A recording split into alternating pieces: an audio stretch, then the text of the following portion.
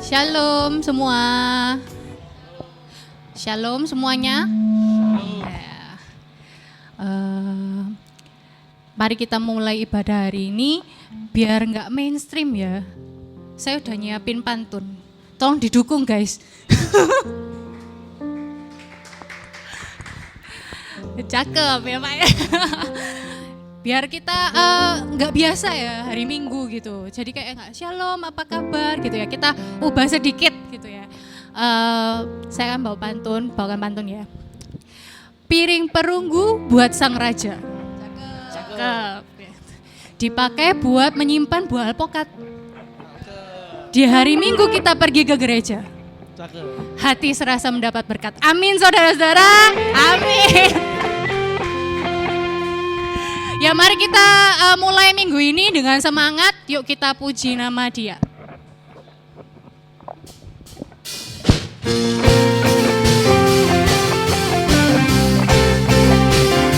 Saya mengundang para jemaat untuk berdiri. Mari kita puji nama Dia. Nama Tuhan kita.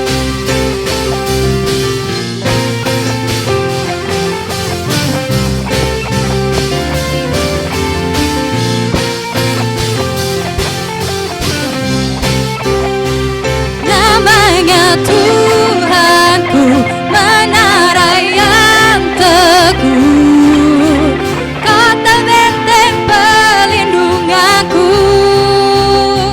Allah yang perkasa, Dia Bapa yang kekal, gunung batu keselamatanku, Engkau yang termulia di bumi di surga, termasyur perkasa selamanya. Engkau yang berkuasa di dalam segala hal, ada kuasa dalam nama Yesusku.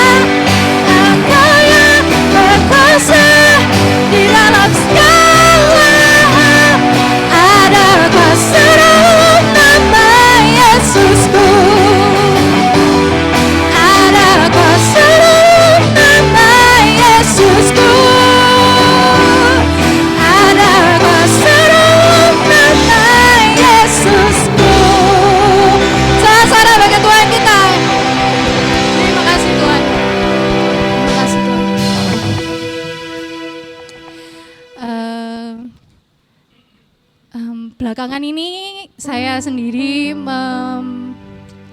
sering saat teduh sering membaca sekarang. Terus ada satu buah ayat yang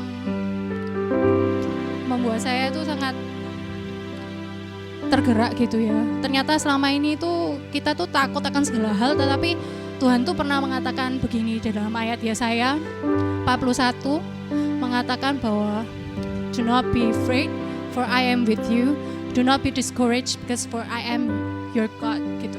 Jadi jangan takut karena Tuhan tuh selalu bersama kita, dan jangan sampai kita tuh kehilangan ya discourage itu untuk sehingga kita lupa bahwa kita tuh punya Tuhan kita yang begitu besar gitu ya. Dan kita seringkali karena kita takut itu kita lupa untuk bersyukur kepada Tuhan gitu. Dan ketika mendengarkan lagu ini, ketika mencari lagu untuk ibadah pada minggu ini, lagu ini berbicara gitu. Oh, kamu harus nyanyikan lagu ini gitu. Dan ini saya berharap bahwa lagu ini juga beresonansi pada para jemaat pada hari ini gitu ya, untuk ingat terus kepada Tuhan dan kita bisa bersyukur kepadanya. Mari kita siapkan hati kita untuk bersyukur kepadanya.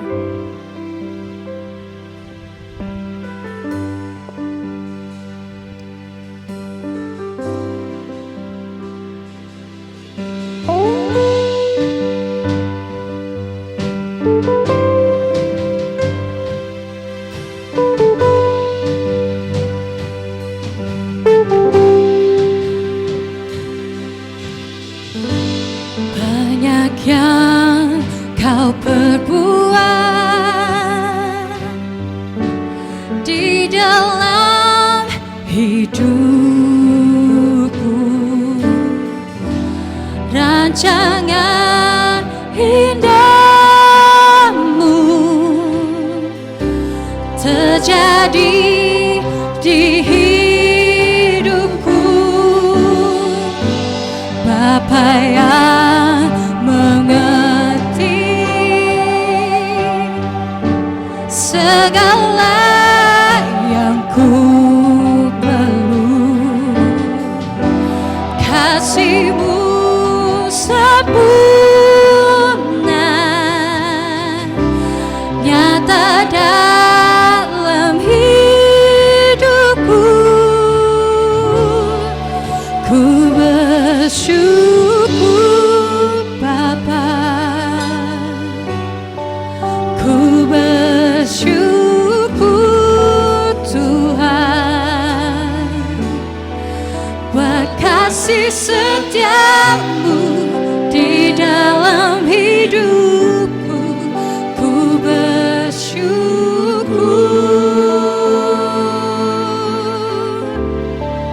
ku bersyukur Bapa, ku bersyukur Tuhan, buat kasih setiamu di dalam hidupku. Ku bersyukur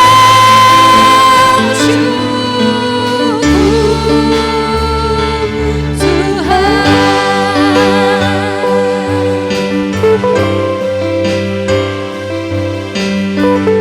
Ini hati kami Tuhan.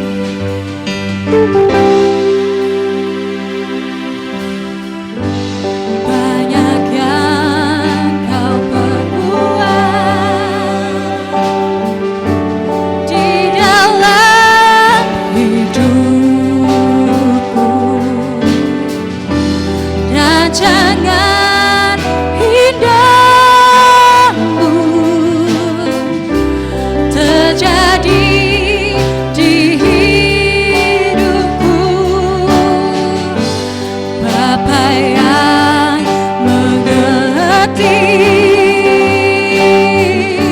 segala yang ku perlu, kasih-Mu sempurna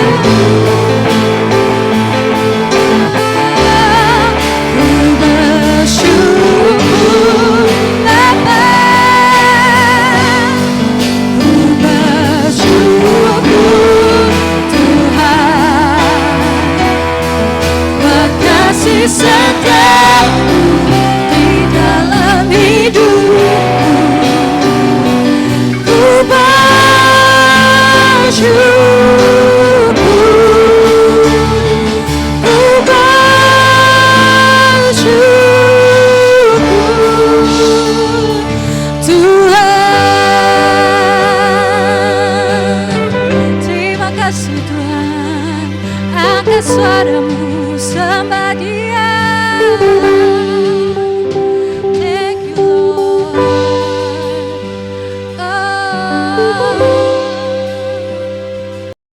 Siapkan hati kita. Saya beri waktu untuk para jemaat bisa berdoa, mempersiapkan hati, berdoa segala sesuatu yang ada di dalam hati, dan kita bisa belajar untuk diam, mendengarkan Tuhan, diam di dalam hadirat-Nya.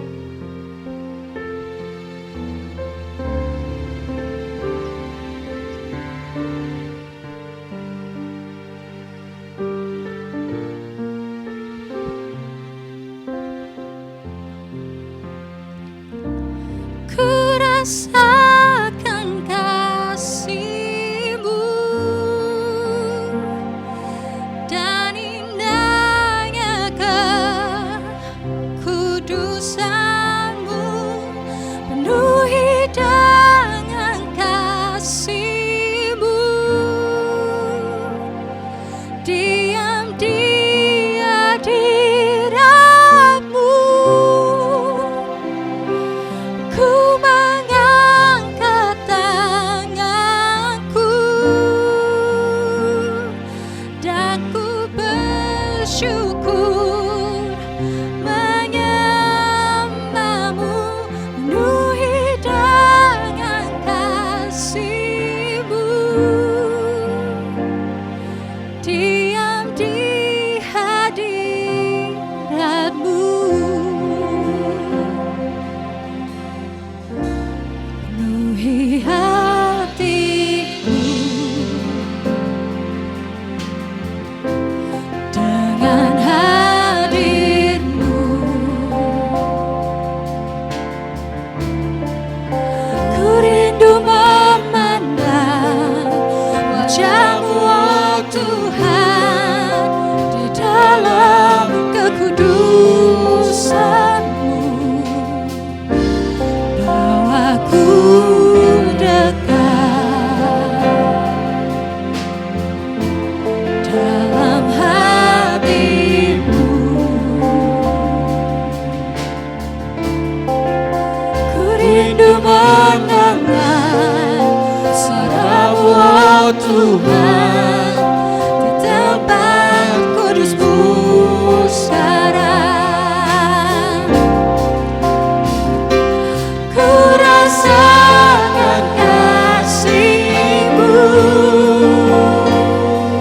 dan indahnya kekudusan-Mu, penuhi dengan kasih-Mu, diam di hadirat-Mu. Ku mengangkat tanganku dan ku bersyukur menyembah-Mu, penuhi dengan kasih-Mu, diam di hadirat-Mu. Saya undang para jemaat untuk berdiri. Mari kita nyanyikan sekali lagi. Di hatiku dengan hadir-Mu, oh Tuhan. Ku rindu memandang wajah-Mu, oh Tuhan, di dalam kekudusan-Mu. Bawaku dekat, oh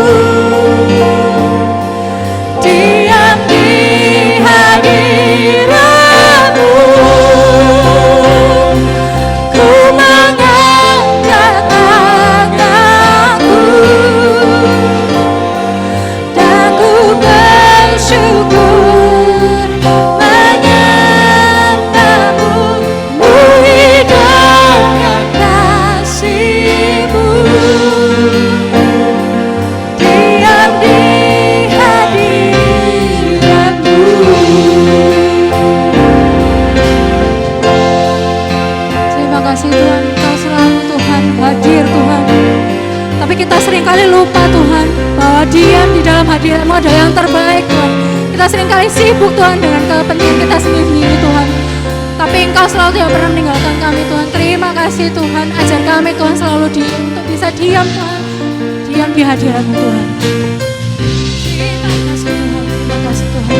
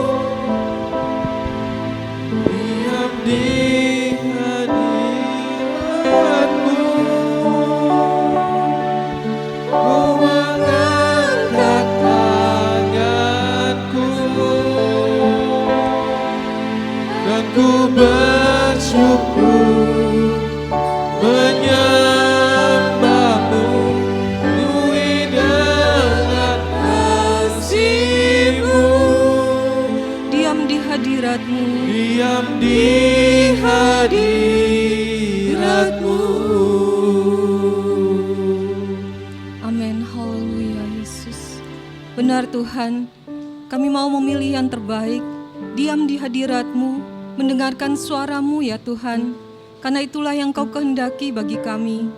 Mari Tuhan Kau berbicara kepada kami melalui hamba-Mu. Tuhan sembunyikan hamba-Mu di balik salib-Mu, biarlah Engkau yang nampak dengan kemuliaan-Mu.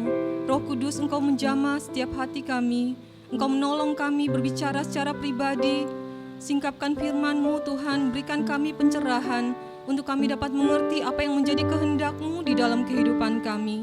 Terima kasih Tuhan, berfirmanlah kepada kami, karena kami siap untuk mendengarkan. Di dalam nama Tuhan Yesus, kami berdoa dan bersyukur. Amin. Puji Tuhan, silakan duduk Bapak Ibu Saudara sekalian.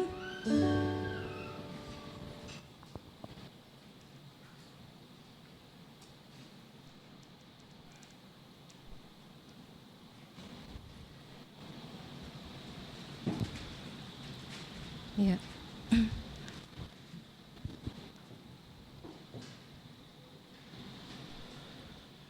Pada pagi hari ini, saya akan menyampaikan renungan firman Tuhan yang berjudul Menjadi Lebih Bijaksana. Menjadi lebih bijaksana. Ini judul ini seperti bisa menjadi resolusi kita ya di tahun 2025 ini. Bagaimana kita ingin agar Tuhan menolong kita menjadi lebih bijaksana di tahun 2025 ini.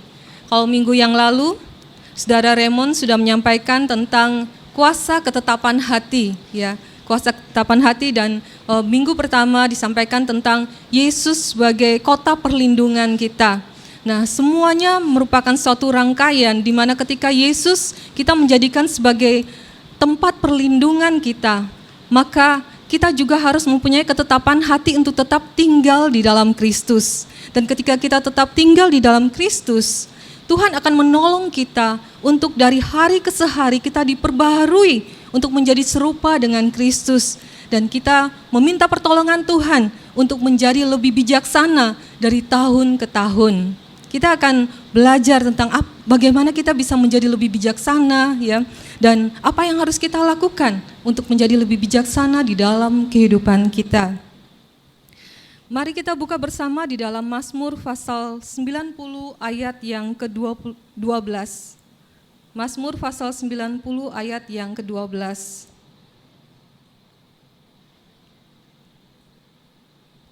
Mazmur pasal 90 ayat yang ke-12, firman Tuhan berkata, "Ajarlah kami menghitung hari-hari kami sedemikian, hingga kami beroleh hati yang bijaksana. Ajarlah kami menghitung hari-hari kami sedemikian, hingga kami beroleh hati yang bijaksana."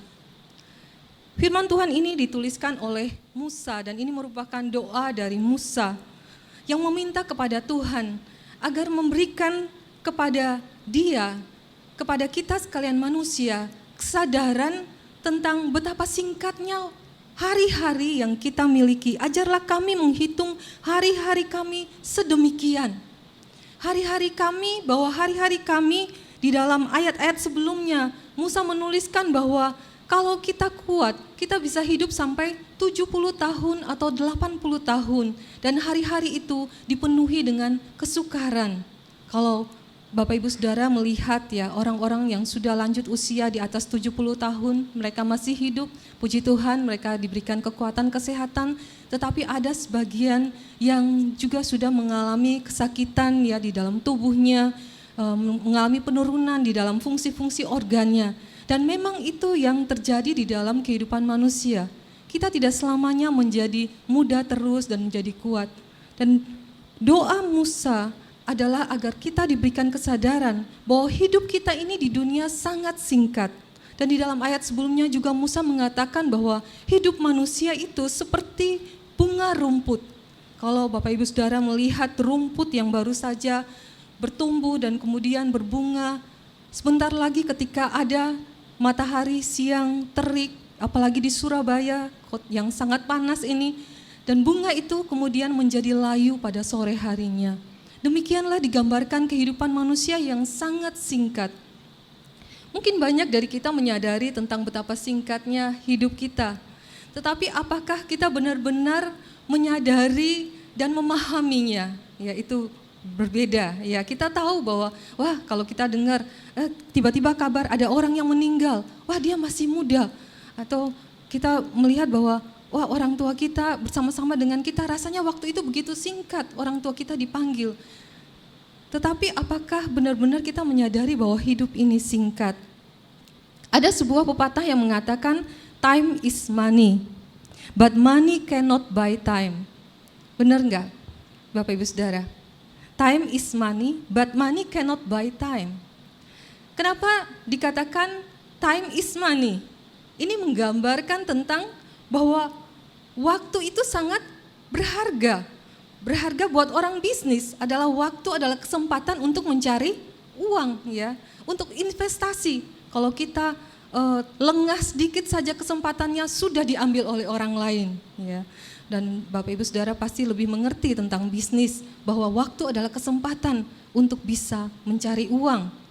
Tetapi uang yang didapatkan oleh karena kita menggunakan waktu dan menginvestasikan apa yang kita miliki, harta yang kita miliki, waktu yang kita sudah gunakan untuk mencari uang, tetapi uang yang kita miliki seberapapun banyaknya tidak bisa membeli waktu hidup kita.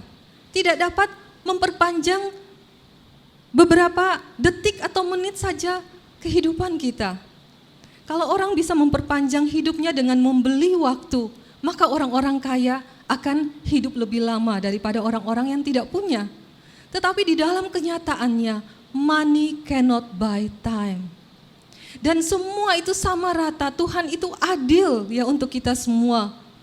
Siapapun kita manusia, kita tidak bisa membeli waktu kehidupan kita. Lalu apa yang harus kita lakukan? Ya ini, doanya Musa. Ini harus menjadi doa kita sekalian Bapak Ibu Saudara. Agar kita diberikan kesadaran untuk menyadari bahwa kita tidak bisa membeli waktu dan waktu hidup kita ini singkat. Mungkin kita merasa saya masih muda, ya. Pada waktu saya mengikuti KTB Barat 2, ya, saya menanyakan kepada teman di samping saya, apa resolusi kamu? Ya, resolusi saya untuk menjadi lebih dekat sama Tuhan. Tapi Bu, dari tahun ke tahun kan bukannya kita tambah lebih dekat sama Tuhan? Wah, kamu nyindir saya ya. Berarti saya lebih dekat dong sama Tuhan. Ya, saya sudah di atas 50, ya. Dan saya harusnya sudah lebih dekat berjumpa dengan Tuhan maksudnya, ya. Tetapi kita harus menyadari bahwa walaupun kita masih muda, hidup kita ini sebenarnya singkat. Pernah nggak Bapak Ibu Saudara kalian bangun di pagi hari dan mengerjakan sesuatu pekerjaan dan begitu sibuk dan tiba-tiba sudah malam. Hari Senin, kemudian sudah hari Senin lagi, sudah harus mengerjakan tugas-tugas, mempersiapkan anak-anak sekolah. Kalau Bapak Ibu Saudara punya anak-anak yang masih kecil, ya, bagaimana membagi waktu buat seorang ibu untuk mengatur rumah tangga, anak-anak, mengurus suami, ya, banyak ya pekerjaan yang harus dilakukan. Kita merasa waktu berjalan begitu cepat. Oleh karena itu kita harus minta kepada Tuhan untuk memberikan kita kesadaran. Di dalam Bahasa Indonesia sehari-hari, Mazmur 90 ayat 12 berbunyi demikian. Sadarkanlah kami akan singkatnya hidup ini supaya kami menjadi orang yang berbudi.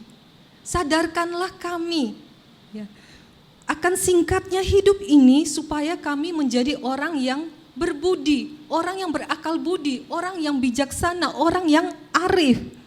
Kita perlu pertolongan Tuhan untuk menyadari betapa pentingnya waktu dalam hidup kita yang singkat. Kita perlu pertolongan Tuhan. Mengapa kita perlu pertolongan Tuhan? Pernahkah kita menyadari bahwa waktu ini singkat dan kita kemudian berkomitmen untuk menggunakan waktu kita dengan sebaik-baiknya? Pokoknya saya akan bangun jam 5 pagi, saya akan berdoa, merenungkan firman, kemudian saya akan persiapkan pekerjaan, kemudian saya akan menulis poin-poin apa yang saya akan kerjakan. Ya, kita melakukannya dari hari ke hari, mungkin di dalam tahun itu 1 minggu, ya 2 minggu, 1 bulan. Apakah itu bisa bertahan? Ya mudah-mudahan katanya kalau kita melakukan sesuatu rutin selama 30 hari, itu akan menjadi kebiasaan dalam hidup kita. Tetapi dalam kenyataannya manusia itu memang ya begitu ya, berkomitmen tetapi kemudian melupakan lagi karena ada excuse ya, ya udah nanti besok aja, hari ini saya terlalu capek untuk bangun jam 5. Hari ini saya terlalu capek untuk berdoa, nanti aja malam saya berdoa. Atau hari ini saya tidak perlu aja olahraga ya dengan teman-teman saya. Atau hari ini saya tidak perlu KTB, toh minggu depan masih ada lagi KTB. Sehingga komitmen kita, kesadaran kita akan singkatnya hidup ini dan kita harus menggunakan waktu kita dengan sebaik-baiknya. Itu kalau bergantung sama kita, ya dijamin kita pasti akan gagal. Oleh karena itu kita perlu pertolongan Tuhan. Kesadaran akan pentingnya waktu membuat kita memiliki keinginan untuk mengelola dan menggunakan waktu dengan bijaksana. Mazmur 90 ayat 12 mengatakan, ajarlah kami menghitung hari-hari kami sedemikian sehingga kami beroleh hati yang bijaksana. Hati yang bijaksana, apa yang dimaksudkan dengan hati yang bijaksana? Di dalam Kamus Besar Bahasa Indonesia dikatakan bahwa bijaksana adalah selalu menggunakan akal budinya atau pengalaman dan pengetahuannya, arif, tajam, pikiran, pandai dan hati-hati, cermat, teliti dan sebagainya dalam mengatasi setiap permasalahan atau tantangan dalam hidup. Jadi orang yang bijaksana adalah orang yang menggunakan akal budinya, akalnya tajam. Dia menggunakan pengalaman dan pengetahuannya untuk memutuskan sesuatu berdasarkan pengalamannya. Dia menjadi orang yang lebih arif, lebih bijaksana oleh karena dia belajar dari pengalamannya. Dan dia menjadi orang yang cermat dan teliti untuk bisa mengatur semua prioritas waktunya dengan baik. Segala sesuatu pekerjaan di dalam bisnisnya, studinya semua bisa berjalan dengan baik oleh karena orang itu bijaksana. Apakah ada orang-orang bijaksana yang tidak percaya kepada Yesus? Ya, ada. Mungkin ada orang tua kita yang belum mengenal Yesus. Mereka adalah orang-orang yang buat kita kagum akan kebijaksanaan mereka. Mereka adalah orang-orang yang arif, benar, ya. Orang-orang yang tidak mengenal Tuhan pun secara pribadi, Yesus secara pribadi, mereka sebenarnya mempercayai Tuhan secara umum, ya. Karena dari penciptaan dunia ini di dalam kitab Kejadian, Tuhan yang menciptakan semua manusia. Dan semua manusia itu diciptakan serupa dan segambar dengan Tuhan. Tuhan yang memiliki akal budi, yang memiliki perasaan kehendak, dan semua manusia diciptakan sama, serupa dan segambar dengan Allah. Tetapi gambar Allah itu menjadi rusak oleh karena dosa. Dan hanya gambar Allah itu bisa dipulihkan ketika kita berada di dalam Kristus. Karena itu mengapa kebijaksanaan yang dimaksudkan di dalam firman Tuhan yang didoakan oleh Musa adalah Tuhan supaya kami beroleh hati yang bijaksana. Hati yang bijaksana seperti apa? Pada waktu Musa menulis doa ini, Musa menulisnya kalau kita menyelidiki ya kitab Pentatuk, kitab Kejadian, Keluaran, ya Imamat, Bilangan, Ulangan itu ditulis oleh Musa sekitar tahun 1200 ya sebelum Masehi. Dan itu sangat lama ya kalau kita hitung sampai sekarang beribu-ribu tahun yang lalu. Musa telah menulisnya dan mendoakannya, dan pada masa itu juga ada orang-orang arif bijaksana yang berasal dari Mesir. Musa kan dengan orang-orang Israel itu mereka keluar dari pembuangan dari tanah Mesir, dari perbudakan. Dan di Mesir pun ada kitab-kitab hikmat, kitab-kitab orang bijak. Tetapi apa yang membedakan antara kitab Pentatuk yang ditulis oleh Musa tentang bahwa kita harus mengutamakan Tuhan, mengasihi Tuhan. Apa bedanya? Di dalam Amsal 9 ayat yang ke-10 menjelaskan kepada kita bagaimana hikmat dan kebijaksanaan seharusnya kita miliki. Permulaan hikmat adalah takut akan Tuhan, dan mengenal yang Maha Kudus adalah pengertian. Permulaan hikmat adalah takut akan Tuhan, dan mengenal yang Maha Kudus adalah pengertian.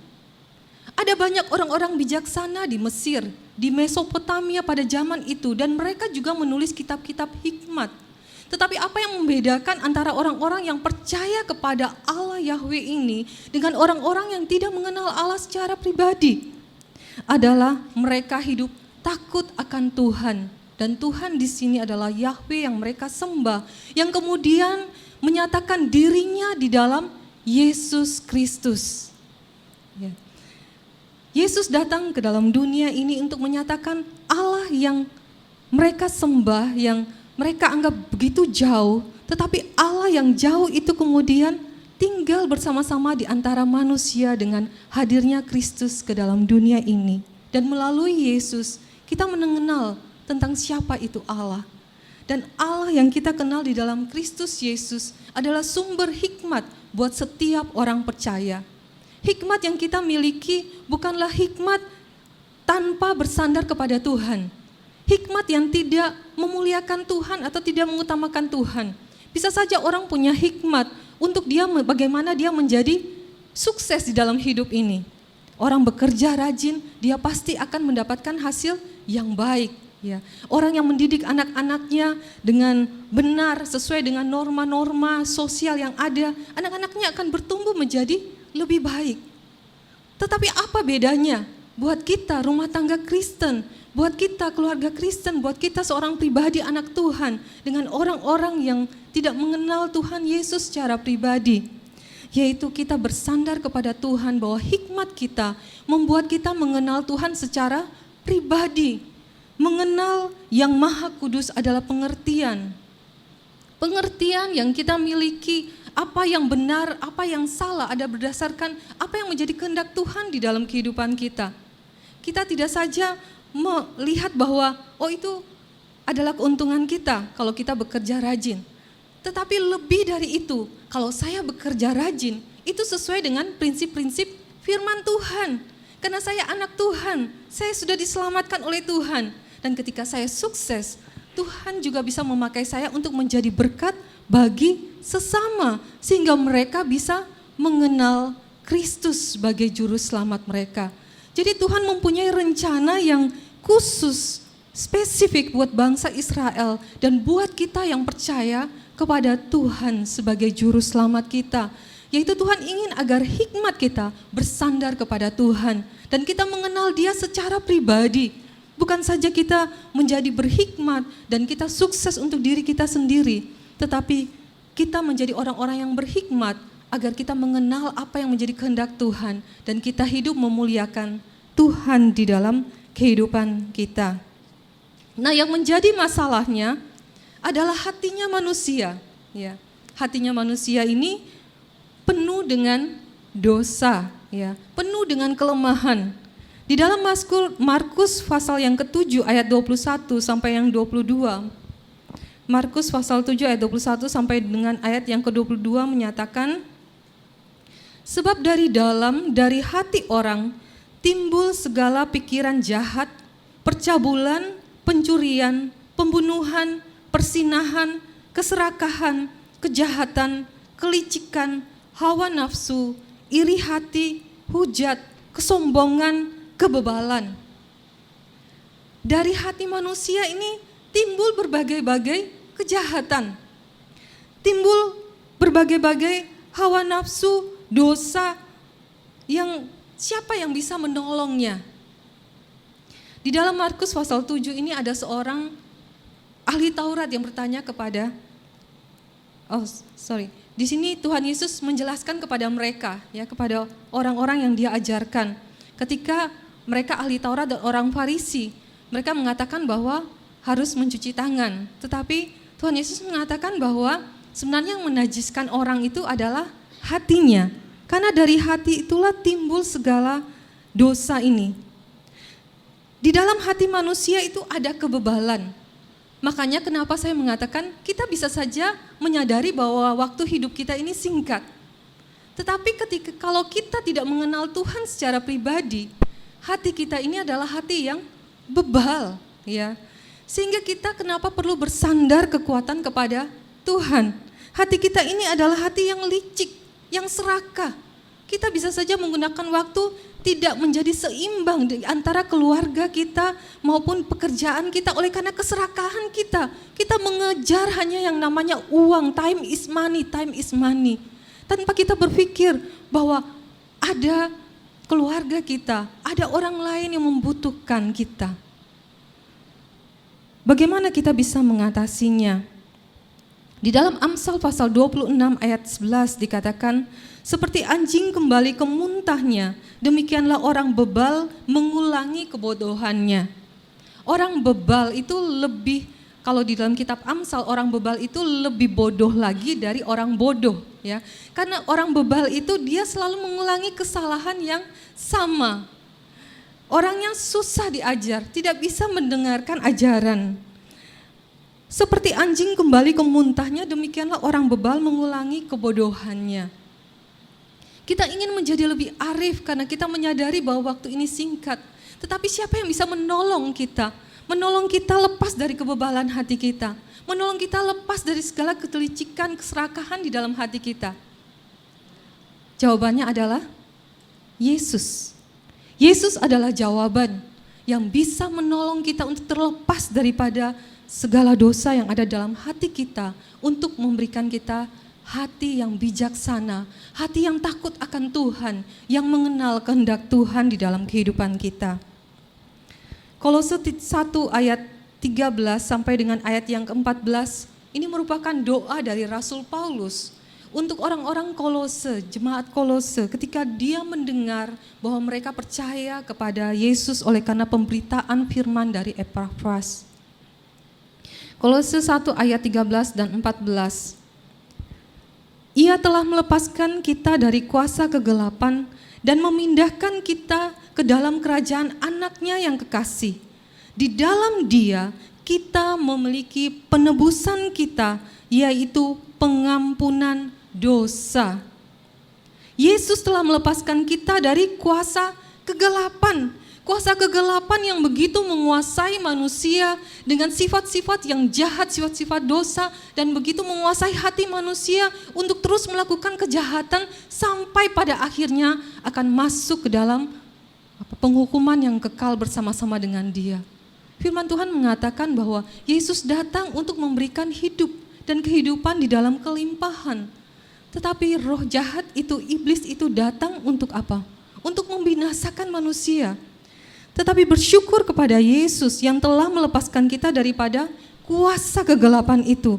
Di dalam Dia dikatakan kita memiliki penebusan, yaitu pengampunan dosa. Ketika kita percaya kepada Yesus Kristus sebagai Tuhan dan Juru Selamat secara pribadi, mungkin itu sesuatu yang sangat simple, sangat sederhana. Tetapi percayalah bahwa ketika kita memohon pengampunan dari Tuhan, meminta Yesus masuk dalam hati kita yang licik, yang bebal, yang serakah, Tuhan akan ubahkan menjadi hati yang baru. Menjadi hati yang mau dan rindu untuk mengenal siapa Tuhan, mengenal apa yang menjadi kehendak Tuhan di dalam kehidupan kita. Dan kita juga perlu berdoa meminta roh hikmat dan pengertian yang benar dari Tuhan ketika kita sudah menjadi anak-anak Tuhan, untuk kita bisa memperoleh hati yang bijaksana. Di dalam Kolose pasal 1, masih dalam Kolose pasal 1 ayat-ayat sebelumnya, ayat 9 dan 10. Sebab itu sejak waktu kami mendengarnya, kami tiada berhenti-henti berdoa untuk kamu. Kami meminta supaya kamu menerima segala hikmat dan pengertian yang benar untuk mengetahui kehendak Tuhan dengan sempurna, sehingga hidupmu layak di hadapannya, serta berkenan dalam pekerjaan yang baik dan bertumbuh dalam pengetahuan yang benar tentang Allah. Kita perlu menjadikan doa Rasul Paulus ini menjadi doa kita setiap hari, meminta hikmat, roh hikmat dari Tuhan, meminta pengertian untuk kita bisa memutuskan mana yang baik yang harus kita lakukan, yang sesuai dengan kehendak Tuhan. Apa yang menjadi kehendak Tuhan di dalam kehidupan kita? Ya, saya membawa Alkitab di dalam HP saya.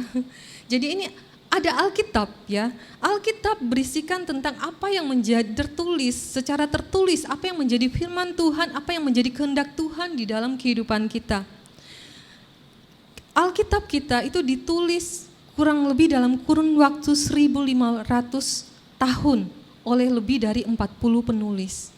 Bayangkan dalam kurun waktu 1.500 tahun, para penulis Alkitab ini dipakai oleh Tuhan untuk menulis Alkitab yang kita dapat baca saat ini, untuk menjadi pegangan kita, menjadi sandaran kita, menjadi sumber hikmat kita di dalam bertindak. Kita sudah disediakan Alkitab kita yang menjadi pedoman petunjuk di dalam hidup kita. Tetapi apakah kita mempunyai waktu untuk membacanya, untuk merenungkannya? Kita perlu memanage waktu kita untuk Roh Kudus menolong kita, memberikan kita roh hikmat, pengertian untuk kita bisa menggunakan waktu kita membaca firman Tuhan dan kita dapat memahami apa yang menjadi kehendak Tuhan di dalam hidup kita. Nah, roh hikmat ini, siapa roh hikmat itu? Roh hikmat ini adalah Roh Kudus. Yesus mengatakan bahwa aku akan memberikan kamu seorang penolong. Dan seorang penolong itu yaitu roh kebenaran yang akan memimpin kamu di dalam setiap kebenaran. Pernah melakukan suatu kesalahan ataukah kita mulai malas-malas ya di dalam kehidupan kita, dalam hubungan kita dengan Tuhan, kita mulai jauh dari Tuhan, atau karena kita merasa bersalah atau kita merasa gagal? Dan pernahkah saudara mendengar suara Roh Kudus berbicara kepada saudara di dalam hatimu untuk mengingatkan engkau betapa Tuhan mengasihimu, betapa Tuhan memiliki tujuan yang indah di dalam kehidupan kita, dan bahwa rencana Tuhan tidak pernah gagal dalam hidup kita. Roh hikmat ini tidak hanya kita perlukan di dalam kehidupan rohani kita. Roh hikmat ini yaitu suara Roh Kudus yang akan menuntun kita, juga kita perlukan di dalam kehidupan, di dalam kita berumah tangga, membangun pernikahan kita. Kita adalah dua pribadi yang berbeda yang dipersatukan di dalam pernikahan.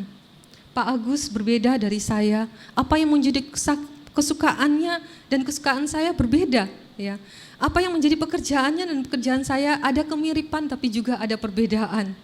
Dan kita bisa saja bertengkar oleh karena keegoisan kita, yang lebih mementingkan apa yang menjadi kesenangan kita.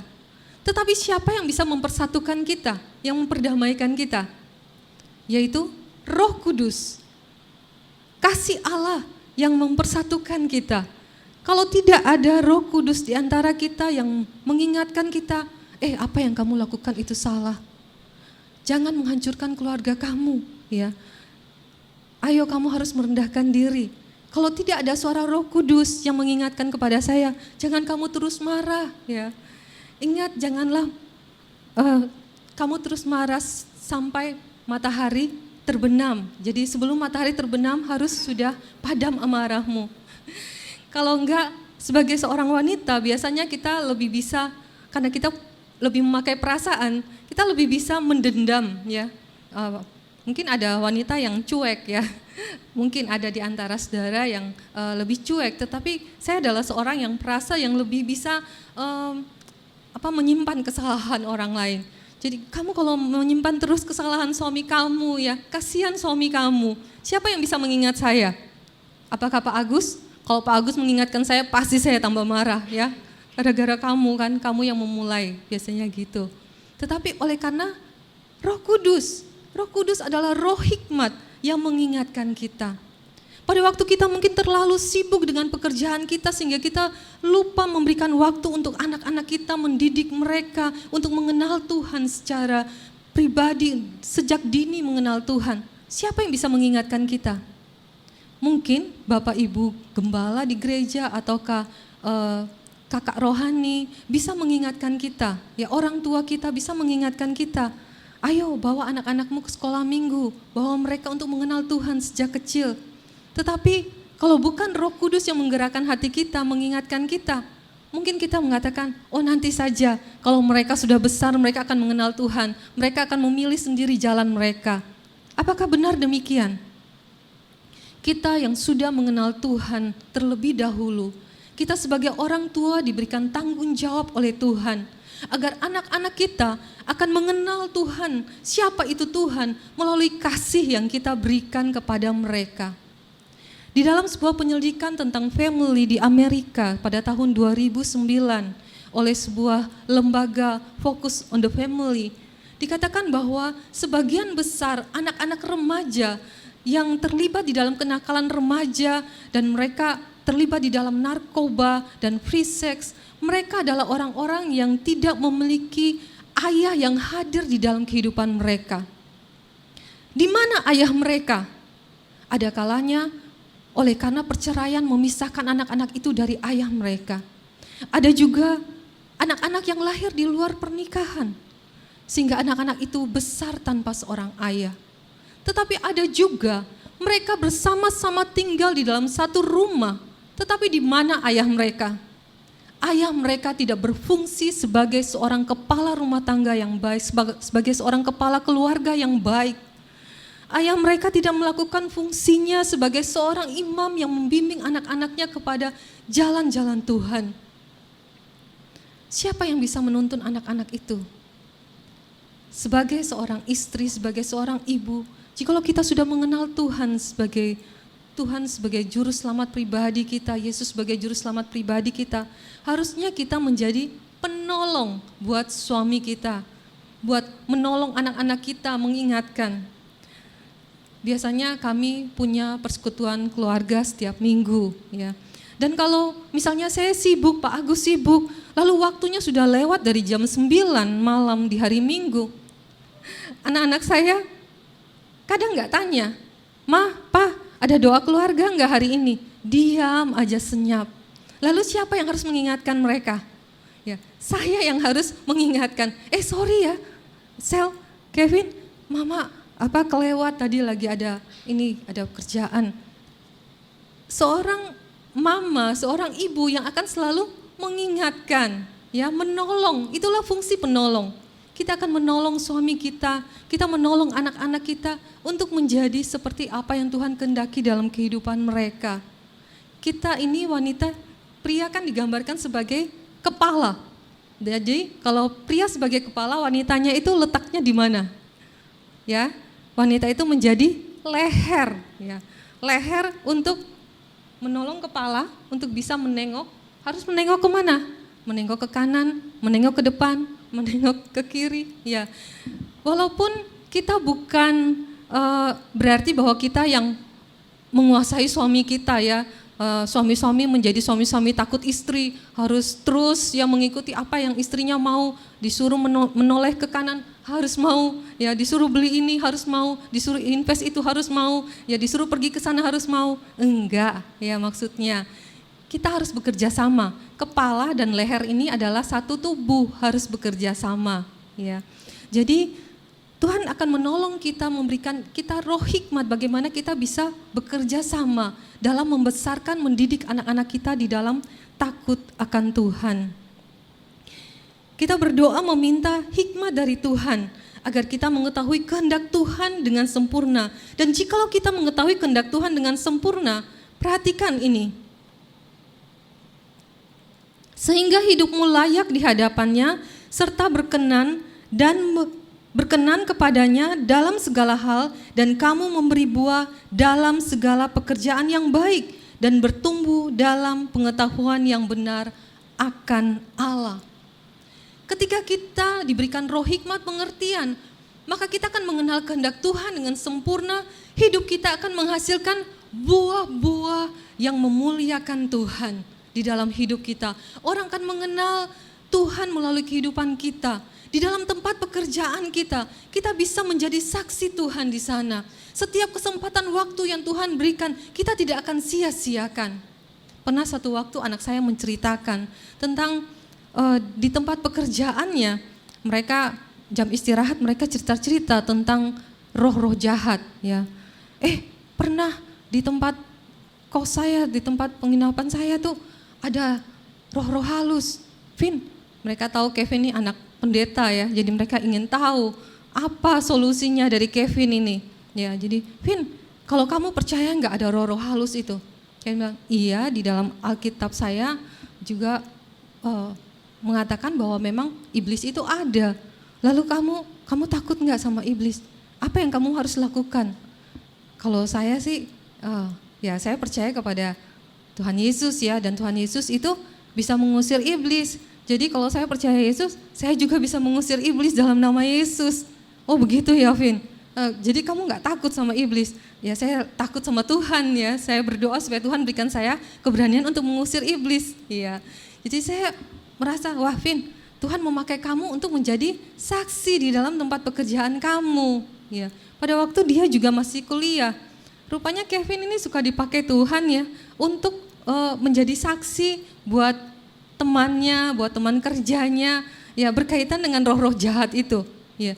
Jadi ada teman kuliahnya juga yang mau memakai jimat-jimat, ya. Tapi Kevin bisa memberitahukan kepada dia, jangan kamu gunakan itu, kamu memberikan hidup kamu diperbudak oleh iblis dan kamu nanti akan kamu akan mendapatkan akibatnya, yaitu iblis itu akan merenggut nyawa kamu. Jangan kamu pakai itu jimat-jimat. Kamu tolak saja. Ada orang yang menawarkan kepada temannya. Jadi di tempat perkuliahan, baik di tempat pekerjaan, dimanapun saudara-saudara berada, kita bisa menjadi saksi Tuhan. Tuhan akan memberikan kita roh hikmat untuk kita bisa berbuah di dalam kehidupan kita. Oleh karena apa? Hikmat yang kita miliki ini bukan hanya hikmat dari pengetahuan yang kita baca dari internet atau dari buku-buku yang kita baca sehingga kita bertambah pintar. Itu baik, ya. Tetapi yang paling benar adalah dasar kita. Hikmat yang kita miliki adalah hikmat yang berasal dari takut akan Tuhan. Sehingga segala sesuatu yang kita lakukan di dalam kehidupan kita, baik di dalam keluarga kita, di dalam pribadi kita, maupun di dalam kehidupan anak-anak kita, kita selalu ingat bahwa tujuan utamanya adalah Tuhan dipermuliakan. Tujuan utamanya adalah supaya anak-anak keluarga kita mengenal Tuhan dan orang lain juga bisa mengenal Tuhan di dalam kehidupan kita. Nah, bagaimana kita bisa mengidentifikasi prioritas di di dalam hidup kita kalau kita sudah diberikan hikmat oleh Tuhan. Di dalam Matius pasal 22 ayat 37 sampai dengan 39 mengatakan, jawab Yesus kepadanya, kasihilah Tuhan Allahmu dengan segenap hatimu, dengan segenap jiwamu, dan dengan segenap akal budimu. Itulah hukum yang terutama dan yang pertama. Dan hukum kedua yang sama dengan itu ialah, kasihilah sesamamu manusia seperti dirimu sendiri. Jadi bagaimana kita mengidentifikasi prioritas di dalam kehidupan kita? Kalau kita sudah menyadari bahwa waktu hidup ini singkat, kita harus menjadi berkat buat keluarga kita, buat gereja kita, buat pekerjaan kita, dan juga kita harus mengingat tentang diri kita, ya. Karena firman Tuhan mengatakan bahwa kasihilah Tuhan Allahmu dengan segenap hatimu dan kasihilah sesamamu manusia seperti dirimu sendiri. Jadi gimana prioritasnya? Apakah harus Tuhan dulu, kemudian keluarga, kemudian sesama, baru diri kita yang terakhir? Tapi yang benar adalah slide berikutnya ada gambar ya, di mana Tuhan menjadi pusat. Tuhan menjadi center, menjadi pusat di dalam kehidupan orang-orang yang percaya kepada Yesus, menjadi orang-orang yang bijaksana. Kita menjadikan Tuhan sebagai pusat di dalam kehidupan kita. Dan apa yang menjadi aspek kehidupan kita, di dalam kehidupan kita, hubungan kita dengan diri kita, dengan keluarga kita, dengan teman-teman, dengan hobi, dengan pelayanan kita, pekerjaan kita, bagaimana kita bisa mengaturnya? Yang pertama, yaitu kita harus menjadikan Tuhan sebagai pusat dari segala aspek di dalam kehidupan kita dalam mengelola waktu. Kemudian yang kedua, tetapkan tujuan yang ingin dicapai dengan jelas. Ya, ketika memulai tahun yang baru kita menetapkan tujuan, wah dari evaluasi saya kurang memiliki waktu banyak untuk apa ya, untuk mungkin punya saat teduh pribadi dengan Tuhan, atau punya waktu dengan keluarga, atau saya ingin mengembangkan bakat anak-anak saya perlu waktu untuk itu agar mereka bisa mengenal apa yang menjadi bakat mereka, atau saya perlu membimbing mereka untuk mengenal Tuhan. Nah, apa yang menjadi tujuan kita? Kemudian kita kategorikan tugas-tugas berdasarkan apa yang mendesak dan apa yang penting. Misalnya, kita sudah terjadwal untuk pelayanan ya, di hari Minggu ini. Lalu kemudian tiba-tiba anak kita sakit. Ya, dan kita dibutuhkan, tidak ada orang lain yang bisa membawa anak kita ke rumah sakit. Jadi, apakah itu sesuatu yang mendesak dan penting? Ya. Lalu siapa yang bisa menggantikan kita? Ya, Tuhan tolong ya, agar itu tidak akan pernah terjadi buat para pelayan yang ada di SIF ini pada hari H-nya. Kalau misalnya sehari sebelumnya atau seminggu sebelumnya, mungkin kita bisa bertukar jadwal ya.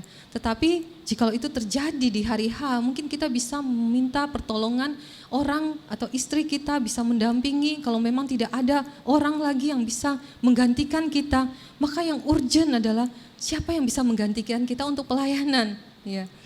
Nah, kita harus melakukan apa yang menjadi tugas kita, kemudian setelah itu kita langsung pergi menemani anak kita. Tetapi kalau memang benar-benar itu terjadi dan tidak ada orang yang bisa menemani anak kita, maka ya di gereja kita banyak para pelayan ya yang bisa menggantikan. Jadi ada hal-hal yang merupakan sesuatu yang penting, yang urgent. Saya mengajarkan kepada para mahasiswa juga agar mereka menunda kesenangan demi mereka menyelesaikan apa yang menjadi tanggung jawab mereka. Ada kalanya kita tidak mau menunda apa yang menjadi kesenangan kita, sehingga kita melakukan apa yang menjadi kesukaan kita, tetapi melalaikan apa yang menjadi tanggung jawab kita. Nah, kita perlu mengatur apa yang menjadi prioritas di dalam kehidupan kita. Tuhan selalu menjadi pusat di dalam kehidupan kita, sehingga Tuhan selalu akan dipermuliakan. Pada waktu kita mempunyai waktu dengan keluarga, membesar anak-anak kita di dalam takut akan Tuhan sehingga mereka mengenal Tuhan secara pribadi, itu adalah hal yang baik. Tetapi ada waktu roda itu berputar di mana kita harus menjalankan peran kita. Dalam waktu kita harus melayani Tuhan, pada waktu kita harus bekerja, ya ada waktu untuk pekerjaan, ada waktu untuk keluarga, ada waktu juga untuk diri kita sendiri. Waktu untuk diri kita sendiri untuk apa saja? Ya untuk kita bisa berkembang di dalam kerohanian kita, untuk kita bisa mengembangkan apa yang menjadi bakat kita. Ataukah kita berpikir bahwa, saya perlu me time, apa yang menjadi kesukaan kita, apa yang menjadi kesenangan kita. Tetapi jangan sampai me time kita yang menguasai segala sesuatu waktu kita, sehingga kita tidak mempunyai waktu untuk hal-hal yang lain di dalam kehidupan kita. Ya Tuhan menolong kita agar kita memiliki prioritas yang tepat di dalam hidup kita. Kita perlu menyadari penting dan singkatnya waktu hidup ini dan meminta Tuhan Yesus memberikan kita hati yang bijaksana untuk dapat menggunakan waktu sesuai dengan kehendak Tuhan di dalam setiap aspek kehidupan kita. Mari kita berdoa kepada Tuhan agar Tuhan menolong kita, memberikan kita pengertian dan hikmat. Roh Kudus menolong kita untuk kita dapat memahami apa yang menjadi kehendak Tuhan di dalam kehidupan kita. Mari kita sekalian bangkit berdiri. Saya juga mengundang para pemain musik untuk maju ke depan. Kita nyanyikan lagu yang mengatakan diam di hadirat-Mu.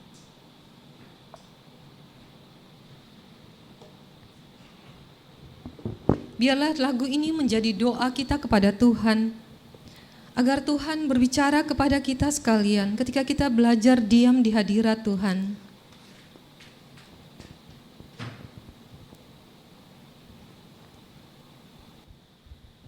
Amin, Yesus, haleluya.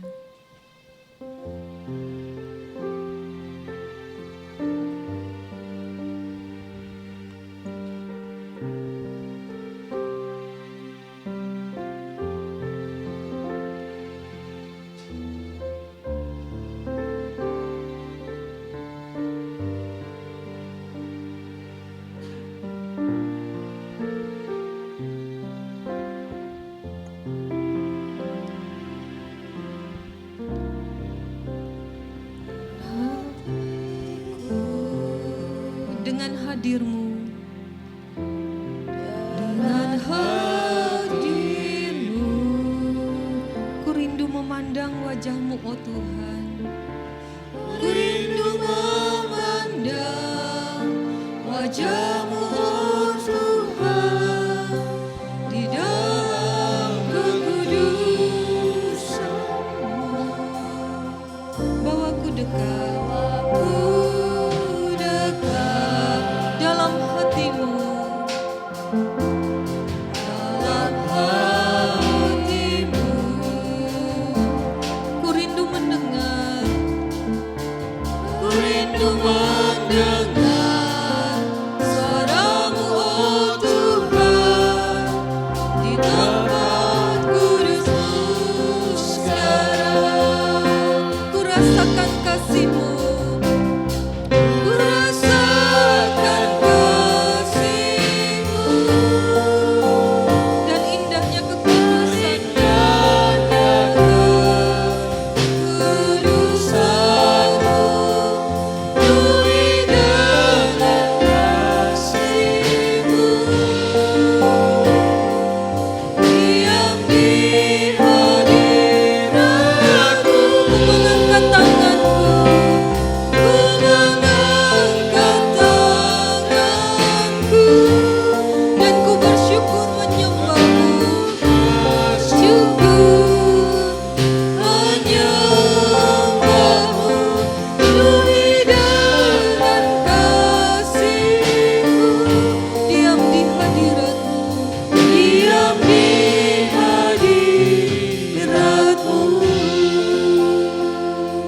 rasakan kasih-Mu, ku rasakan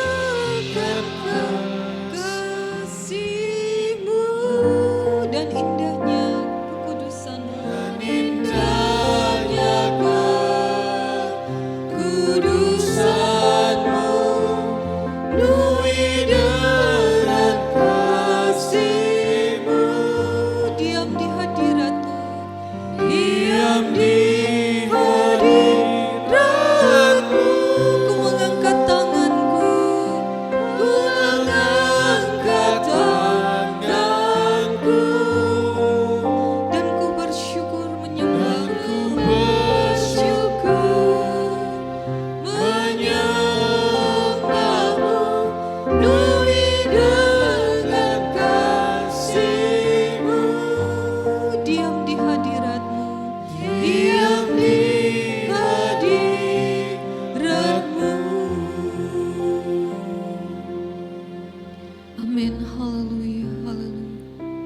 pagi hari ini, apakah ada di antara Bapak Ibu Saudara sekalian yang menyadari betapa singkatnya hari-hari hidupmu dan kau membutuhkan roh hikmat kebijaksanaan dari Tuhan untuk menolong engkau, untuk mengelola waktu, memberikan prioritas yang tepat di dalam mengatur setiap waktu yang Bapak Ibu miliki.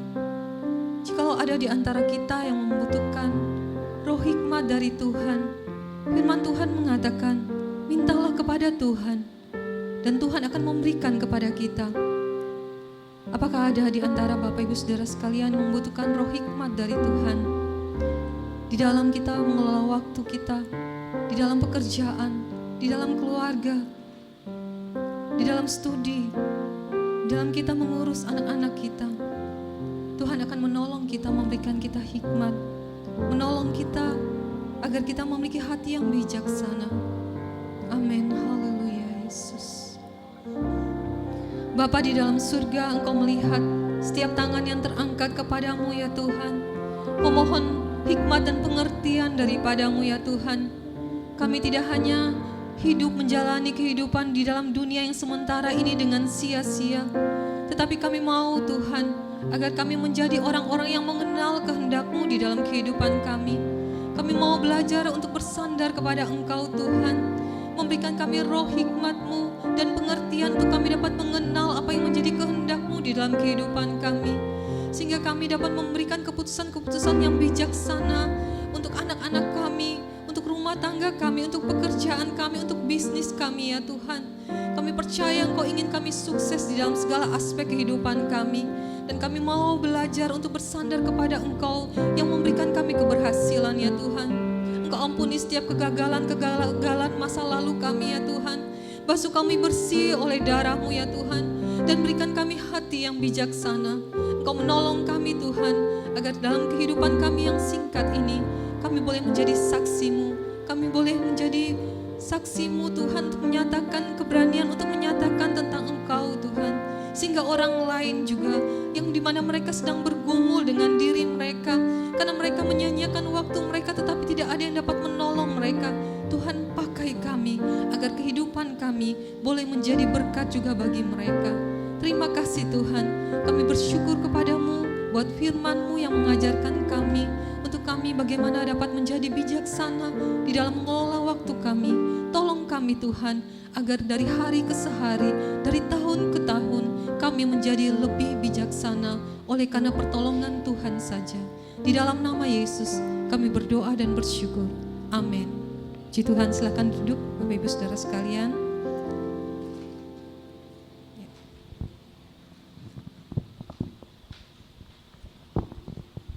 Oke, thank you Bu Lili.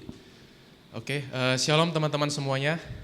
Ya, pagi ini, hari ini adalah hari pertama kali saya memberikan pengumuman nih di gereja ini. Oke, agak grogi sedikit.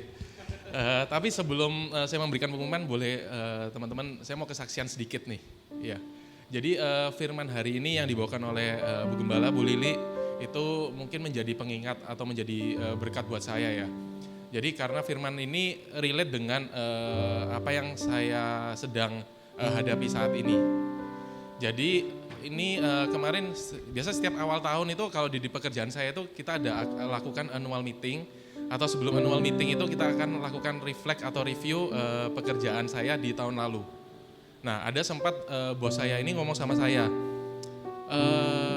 apa yang kira-kira kamu bisa evaluasi dalam pekerjaan kamu, apa yang menurut kamu ini kamu masih kurang. Nah, saya juga menyadari yang mana saya ini merasa saya ini nggak punya waktu.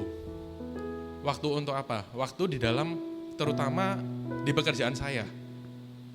Di pekerjaan saya ini saya nggak bisa ngatur waktu saya. Jadi bos saya sampai ngelihat, kamu kerja ini pulang, dia nanya, apakah kamu sampai sekarang ini kerja kalau pulang masih sampai malam? Pulang sampai malam-malam? Iya, saya malam-malam. Nah, apa yang salah dari pekerjaan kamu? Apa yang salah dari cara kamu kerja? Ya salah satunya mengatur waktu dengan bijaksana. Nah, ini mengingatkan saya aja nggak bisa ngatur waktu di pekerjaan saya. Apalagi mengatur waktu hubungan dengan Tuhan. jujur saya dengan Tuhan ini benar-benar udah sangat jauh. Udah beda sama yang dulu-dulu. Dimana saat waktu saya sibuk dengan pekerjaan, waktu dengan Tuhan itu habis. Waktu dengan Tuhan habis, saya nggak bisa ngatur waktu kerja saya. Nah, begitupun juga dengan keluarga, dengan anak-anak, dengan istri, itu pun udah pasti nggak ada waktu.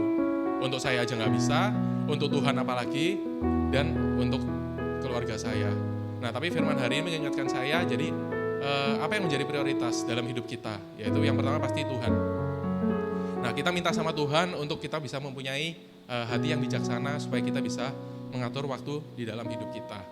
Yang kedua, mungkin keluarga kita, dan yang ketiga adalah pekerjaan kita. Mana yang menjadi prioritas, mana yang menjadi yang mendesak dan yang penting dalam hidup kita. Oke, itu sedikit sharing dari saya.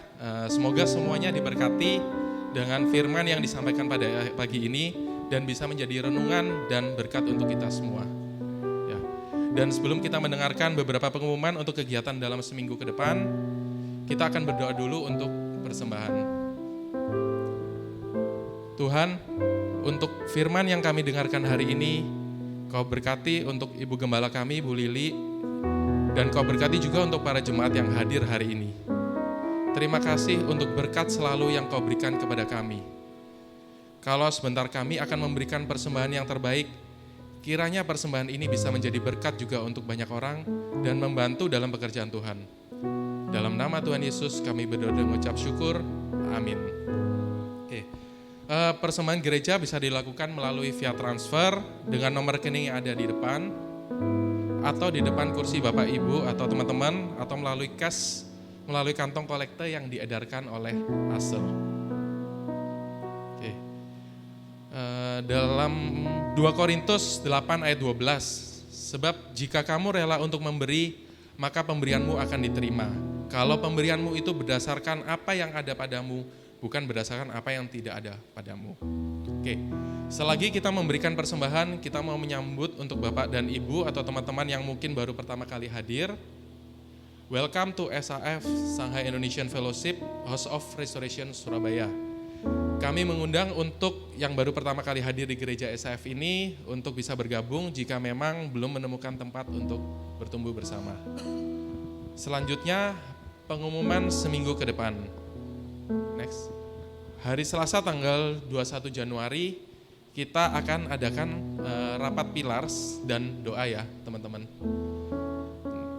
Terus untuk seperti biasa, next hari Kamisnya kita akan mengadakan KTB seperti biasa pukul 7.30 malam ada di KTB Barat 1, 3, KTB Barat 2 dan KTB Timur. Oke, next. Oke. Untuk hari Jumat juga KTB mahasiswa akan dilakukan secara online ya teman-teman, pukul 7 malam.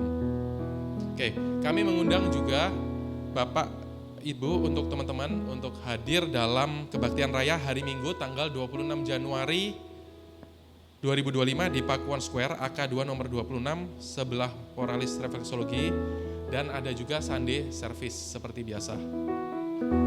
Oke, sekian pengumuman hari ini dan Tuhan Yesus memberkati untuk kita semua. Amin.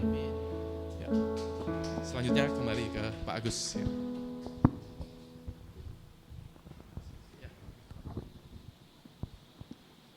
Wow, terima kasih buat saudara-saudara yang sudah terlibat pelayanan sepanjang hari ini. Dan saya melihat di belakang ada makanan rupanya ya. Jadi kami mengucapkan terima kasih untuk dari siapa? Liana dan Emtan kan? Oke, karena mereka berulang tahun ya. Andai kata jemaat kita makin banyak, lalu tiap minggu ulang tahun, gitu bayangkan. Haleluya, haleluya. Nah saudara, mari kita akan di dalam tahun ini kita semakin bersemangat di dalam Tuhan, sebab saya percaya, saudara-saudara juga percaya bahwa keberadaan gereja kita di Surabaya bukanlah kebetulan, ya, bukanlah kebetulan. Pasti ada maksud Tuhan. Selama beberapa waktu ini, beberapa waktu yang lalu sejak tanggal 8 sampai tanggal 14 saya ada di Malaysia karena mengajar di sana, dan kebetulan teman yang meminta saya datang. Dia sebenarnya sakit kanker, sakit keras, tetapi somehow dia ingin mengentertain saya ya saudara-saudara ya. Karena 2017 yang waktu saya datang ke tempat tersebut, ke Kota Kinabalu, saya hanya mengajar, selesai mengajar, pulang ke apartemen, besok ngajar, lalu kemudian hari Sabtu KKR, Minggu KKR, setelah itu kemudian pulang. Sehingga sampai di rumah saya ingat saya sakit ya. Waktu itu saya sempat sementara khotbah tiba-tiba hidung saya mengeluarkan darah dan saya minta Ibu Lili maju ke depan. Itu baru saja pulang dari sana. Rupanya diforsir ya, karena benar-benar teman saya ini men-schedule saya padat. Makan siang pun makan siang bersama staf karena mereka ingin konsultasi dengan saya. Jadi benar-benar otak ini muter terus dan nggak tahu kenapa kemarin waktu saya berkunjung hanya mengajar dan setelah itu kamu mau makan apa? Jadi karena ini rupanya hobinya makan dan masak. Istrinya tidak terlalu masak. Saya tanya istrinya, pinter masak? Oh enggak, saya hanya salad-salad aja. Suami saya yang masak. Dan saudara-saudara, selama sekian waktu sebenarnya saya ingin turun berat badan 3 kilo. Tapi apa daya. Datang kepada seorang yang suka kuliner. Oh saudara-saudara, wah itu saudara luar biasa, bakute macam-macam ini. Itu benar-benar kayaknya di Surabaya saya nggak pernah temukan itu saudara-saudara. Lain kali kalau saudara mau kuliner sebelum teman saya dipanggil Tuhan ya. Itu sangat spesial saudara-saudara. Dia tahu tempat-tempat yang enak. Saya bilang ini kalau ada di Surabaya mungkin Ferry Devita ikut saya bisa niru di Surabaya. Karena F&B ya saudara-saudara sangat klasik, spesifik dan wow ya. Tapi lebih daripada itu saudara-saudara, ketika saya pulang saya senang sekali ketemu saudara-saudara. Amin. Melihat KTB dari jauh, aduh ya, memang gimana ya, seindahnya negeri orang lebih indah rumah sendiri begitu ya. Dan kiranya demikian juga saudara-saudara, SAF adalah rumah kita. Tempat di mana kita pulang, tempat di mana kita bertumbuh. Dan mari kita jaga rumah kita dan mari dengan sukacita menjadikan rumah kita ini menjadi berkat bagi banyak orang. Ini tahun baru, masih ada hal yang perlu dimitingkan. Pilar Selasa kita akan mengadakan meeting secara online saja supaya efisien waktunya. Kadang-kadang kalau onsite keterlambatan ini dan itu, tapi saya berharap ketika online kita bisa lebih on time dan lebih maksimal. Dan nanti ada meeting-meeting yang lain karena saya mengajak seluruh jemaat untuk kita maju bersama-sama. Banyak kesempatan yang Tuhan buka. Saya melihat bahwa kalau Tuhan ajak saya ke gereja-gereja lain. Kemarin Sabtu saya melayani sebuah gereja di Lawang melakukan pembekalan. Karena mereka ada pergantian pengurus, semua komisi-komisi mereka diadakan pembekalan untuk 3 tahun yang akan datang. Hati saya mengatakan, Tuhan, kalau saya pergi kemana-mana untuk gereja-gereja, Tuhan, saya rindu juga memberi yang terbaik untuk gereja Tuhan di mana saya menggembalakan. Banyak kesempatan saya lihat dan benar kata firman Tuhan, tuaian memang banyak, tapi bekerja sedikit. Kita berdoa supaya Tuhan kirimkan para pekerja. Jujur saudara-saudara, saya lihat banyak tuaian, tapi keterbatasan kita. Mari kita bersama-sama atur waktu baik ya. Dan pasti semakin Tuhan menolong kita, mempercayai kita dengan hal-hal yang banyak, semakin kita berhikmat juga untuk mengatur waktu. Mari kita akhiri ibadah kita dan kita bangkit berdiri bersama-sama. Terima kasih juga yang tadi WL ya, puji Tuhan ya. Ada pantun ya. Saudara-saudara, saudara yang berumur 35 tahun ke bawah, itu adalah masa di mana saudara mengeksplor ya. Explore apa? Termasuk explore pelayanan, nggak apa-apa seperti tadi itu, kasih pantun. Ini rumah kita, saudara-saudara, ini rumah kita. Dan untuk memberi yang terbaik kepada Tuhan, dan juga Stefan tadi ya, belajar untuk kemudian memberikan announcement gitu. Mari kita doakan supaya kita juga bisa memuridkan. Sehingga kalau kita naik, posisi kita ini jangan kosong. Jadi kalau kita menempati bagian yang lain, lalu kita masih turun lagi, itu berarti pemuridan gak jalan. Nanti kemudian kita semua yang mengerjakannya. Justru disitulah kesempatan begitu Tuhan buka pintu yang lain pelayanan. Kita harus memastikan ada orang yang kita muridkan. KTB kita doakan untuk bisa berkembang dengan baik. Jemaat-jemaat, domba-domba yang Tuhan percayakan, kita perlu beri perhatian ya. Soal waktu tadi, saya yakin sebenarnya ada waktu. Mari minta Roh Kudus ingatkan kita supaya kita menjadi orang-orang yang bijaksana, karena kebijaksanaan kita pada akhirnya mendatangkan kebaikan bagi banyak orang. Mari kita berdoa untuk akhir ibadah kita. Kita bersyukur bersama-sama ya. Mari kita berdoa. Bapa, kami mengucap syukur sekali lagi Tuhan untuk kebaikan-Mu dalam hidup kami. Tuhan memberikan kami kesehatan, tapi ada di antara orang-orang di sekitar kami yang sedang menderita sakit. Kami mau mendoakan mereka ya Tuhan. Kami berdoa untuk Papa dari Rio ya Tuhan. Pak Ming, kiranya Tuhan Kau jamah dia. Tuhan, ini seperti berada di dalam terminal il ya Tuhan. Tuhan, kami berdoa supaya Tuhan menolong agar waktu-waktu di mana anak-Mu ini sedang menghadapi rasa sakit kesakitan, Roh Kudus memberikan kekuatan. Biarlah keluarga Engkau hiburkan, Kau kuatkan.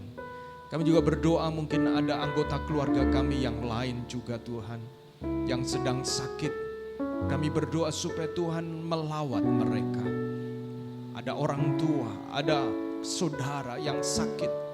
Biarlah Tuhan Engkau menjamah mereka, pakai kami juga Tuhan, untuk tumpangkan tangan, ulurkan tangan dan mendoakan. Begitu ada kesempatan, karena kami masih percaya bahwa Engkau Yesus kuasa-Mu tetap sama, dulu, sekarang dan selamanya. Dan kesembuhan yang tertinggi adalah kesembuhan menurut kehendak Tuhan. Dan bagian kami adalah percaya dan meminta, dan biarlah kehendak Tuhan yang jadi.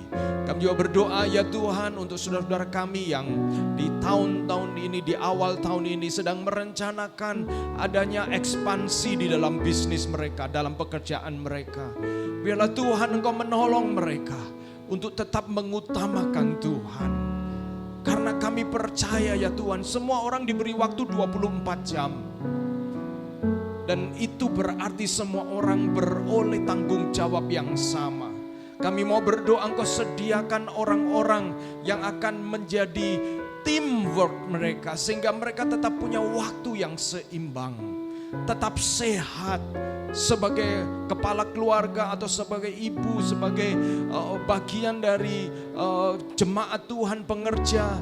Tuhan, kami mau berdoa, kami mau belajar untuk menyesuaikan tuntutan prioritas itu, sehingga pada akhirnya Tuhan kami menjadi bijaksana, karena sekalipun ditambahkan tanggung jawab, kami dapat mengatur semuanya dengan baik, karena kami tidak bertumpu kepada kami sendiri, kami bekerja sama dengan orang-orang lain. Berikan roh hikmat kepada kami, kebijaksanaan, sehingga bagi saudara-saudara kami yang sedang ekspansi pekerjaan, mendapat tanggung jawab baru dalam pekerjaan, tetap dapat memprioritaskan Tuhan ya Tuhan. Demikian juga ketika Tuhan tambahkan di dalam keluarga kami, baik anak maupun hal-hal yang lain, kami tetap dapat memprioritaskan Tuhan. Karena anak dan yang lain-lain itu adalah berkat Tuhan, dan kami harus menikmati bersama-sama dengan melayani Tuhan. Terima kasih ya Tuhan. Kami juga berdoa ya Tuhan buat saudara-saudara kami yang sedang mencari pekerjaan. Tuhan, Engkau menolong mereka. agar Tuhan buka jalan buat saudara-saudara kami ini, sehingga mereka berada di tempat yang akan mengasah mereka. Karena kami percaya mereka sangat rindu melipat gandakan talenta yang Tuhan percayakan. Biar Tuhan buka jalan dan berikan kepercayaan. Kami juga berdoa buat saudara-saudara kami yang sedang merindukan buah hati, keturunan ya Tuhan. Oh Tuhan, kami percaya Engkau adalah Allah Abraham, Ishak dan Yakub, yang bahkan memberkati Sarai yang sudah lanjut usia dan dikatakan mandul. Engkau adalah Allah yang memberikan kepada setiap orang yang percaya, kami semua berkat, beranak cuculah. Tuhan, Engkau berkati benih dan rahim dari orang-orang yang kami cintai, saudara-saudara kami ini, sehingga mereka akan memperoleh keturunan. Demikian juga ya Tuhan, buat saudara-saudara kami yang sedang menantikan pasangan hidup. Oh Tuhan, kami percaya bahwa Tuhan, Engkau adalah Allah yang setia. Engkau punya rencana yang lebih indah daripada apa yang kami bisa bayangkan. Engkau sediakan orang yang cinta akan Tuhan, dan melalui itu semua mengasihi saudara-saudara kami, dan pada akhirnya mereka akan membangun rumah tangga yang menjadi berkat ya Tuhan. Dan bukan sebaliknya, rumah tangga yang membuat jauh dari Tuhan, tetapi rumah tangga yang justru membawa dekat kepada Tuhan. Dan berkati anak-anak kami yang sedang bertumbuh ya Tuhan. Kalau ada di antara mereka yang sakit, berdoa untuk Ara, dan Tuhan jamah dan sembuhkan dia. Juga anak-anak yang lain, kami menyerahkan semuanya ke dalam tangan Tuhan. Terima kasih. Kami juga memberkati saudara-saudara kami yang sudah melayani. Jerih lelah mereka tidak akan pernah sia-sia. Mulai dari asyir sampai pelayanan di altar, pelayanan anak-anak, Tuhan memberkati semua. Bahkan kalau minggu ini ada di antara kami yang akan mengadakan perjalanan keluar kota atau keluar negeri, Engkau lindungi setiap saudara-saudara kami. Keluar masuk mereka ada di dalam perlindungan Tuhan, dan mereka pulang kembali ke Surabaya dengan membawa damai sejahtera, kesaksian, sukacita yang luar biasa. Terima kasih ya Tuhan. Saudara-saudaraku yang kekasih, angkatlah tanganmu dan terimalah berkat Tuhan. Tuhan menyinari engkau dengan wajahnya dan menghadapkan wajahnya kepadamu dan memberikan engkau damai sejahtera. Diberkatilah rumah tanggamu, diberkatilah pekerjaanmu, diberkatilah pernikahanmu, diberkatilah masa depanmu. Hubungan-hubungan yang kau rajut, yang kau bangun, akan menjadi hubungan-hubungan yang semakin kuat, terutama hubunganmu dengan Tuhan.